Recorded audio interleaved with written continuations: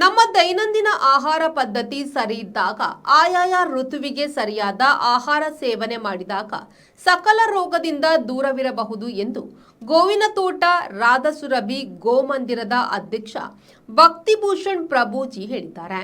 ಶ್ರೀರಾಮ ವೈದ್ಯನಾಥ ಭಜನಾ ಮಂದಿರ ಸುಜೀರು ಇದರ ಅಮೃತ ಮಹೋತ್ಸವದ ಏಕಾಭಜನೆ ರುದ್ರಯಾಗದ ಪ್ರಯುಕ್ತ ಮಂದಿರದ ಆವರಣದಲ್ಲಿ ನಡೆದ ಮಾತೃ ಸಂಗಮ ಕಾರ್ಯಕ್ರಮದಲ್ಲಿ ಭಾಗವಹಿಸಿ ಅವರು ಮಾತನಾಡಿದರು.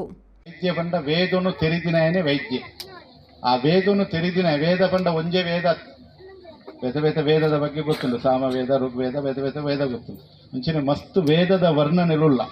ಉದಾಹರಣೆಗೆ ನಮ್ಮ ಶಾಸ್ತ್ರಡು ಪಂಚಭೂತೋಲ್ನ ಬಗ್ಗೆ ಜ್ಞಾನ ಉಂಟು. ಆಕಾಶ ತತ್ವದ ಜ್ಞಾನ ಎಂಚಿನ ನಂಗೆ ಕೇಳಲು ಗೊತ್ತು. ಆಕಾಶ ತತ್ವ ಬಂಡ ಎಂಚ ಇನ್ನು ಸರಿಮಲ್ಪುಣಿ ಎಂಚ ನಂಗೆ ಗೊತ್ತು. ಶಾಸ್ತ್ರಡುಂಡು ಗಾಳಿ ಹೂ ಗಾಳಿ ಎಡ್ಡೆ ವಾ ಸೀಸನ್ದ ವಾ ಋತುತ ಗಾಳಿ ಎಡ್ಡೆ ವಾ ಋತುಟು ನಮ್ಮ ಆ ಗಾಳಿನ ಸೇವನೆ ಮಲ್ಪೋಡು ನೆತ್ತ ಬಗ್ಗೆಲ್ಲ ಜ್ಞಾನ ಉಂಟು ನಮಗೆ. ಮಂಗಳೂರು ವಿಶ್ವವಿದ್ಯಾನಿಲಯದ ಉಪನ್ಯಾಸಕಿ ವಿನುತಾ ಸಾಲೆತ್ತೂರು ಮಾತನಾಡಿ, ಸಂಸ್ಕಾರ ಹಾಗೂ ಸಂಸ್ಕೃತಿ ಒಂದೇ ನಾಣ್ಯದ ಎರಡು ಮುಖಗಳಿದ್ದಂತೆ. ನಮ್ಮಲ್ಲಿರುವ ಸಂಸ್ಕಾರ ನಮ್ಮನ್ನು ಎತ್ತರಕ್ಕೆ ಕೊಂಡೊಯ್ಯುತ್ತದೆ. ಮಕ್ಕಳ ನಡವಳಿಕೆಯ ಬಗ್ಗೆ ಪೋಷಕರು ಸದಾ ಗಮನ ಹರಿಸಿಕೊಂಡು ಮಕ್ಕಳು ದಾರಿ ತಪ್ಪದಂತೆ ಎಚ್ಚರ ವಹಿಸಬೇಕು ಎಂದು ತಿಳಿಸಿದರು.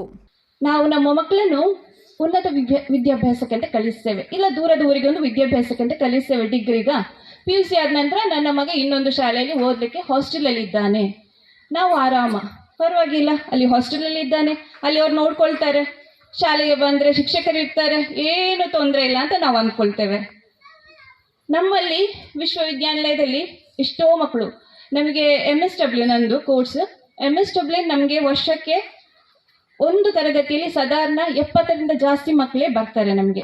ಅಮೃತ ಮಹೋತ್ಸವ ಸಮಿತಿಯ ಐತಪ್ಪ ಆಳ್ವ ಸುಜೀರುಗುತ್ತು, ಗೌರವಾಧ್ಯಕ್ಷ ಪ್ರಕಾಶ್ ಚಂದ್ರ ರೈ ದೇವಸ್ಯ, ಭಜನಾ ಮಂದಿರ ಸಮಿತಿಯ ಅಧ್ಯಕ್ಷ ಚಂದ್ರಶೇಖರ ಗಾಂಭೀರ ಸುಜೀರುಗುತ್ತು, ಗೌರವ ಸಲಹೆಗಾರ ಕಮಲಾಕ್ಷ ಗಂದಗಾಡು, ಹಿರಿಯರಾದ ಜಾನಕಿ ಪದ್ಮನಾಭ, ಬಾಲಕೃಷ್ಣ ಗಾಂಭೀರ ಉಪಸ್ಥಿತರಿದ್ದರು. ಯಶವಂತಿ ಕಿಶೋರ್ ಸ್ವಾಗತಿಸಿದರು. ಪ್ರಧಾನ ಸಂಚಾಲಕ ತಾರನಾಥ್ ಕೊಟ್ಟಾರಿ ತೇವು ಪ್ರಾಸ್ತಾವಿಕ ಮಾತನಾಡಿದರು. ಮೋಕ್ಷ ಸಂತೋಷ್ ವಂದಿಸಿದರು. ವಿದ್ಯಾ ಶಿವರಾಜ್, ಹರ್ಷಿತಾ ಪೂಜಾರಿ ಕಾರ್ಯಕ್ರಮ ನಿರೂಪಿಸಿದರು. ಪ್ರಧಾನ ಕಾರ್ಯದರ್ಶಿ ಪ್ರವೀಣ್ ಕುಮಾರ್ ಸುಜೀರು ಸಹಕರಿಸಿದರು. Sandeep Salian, V4 news, Bantwal.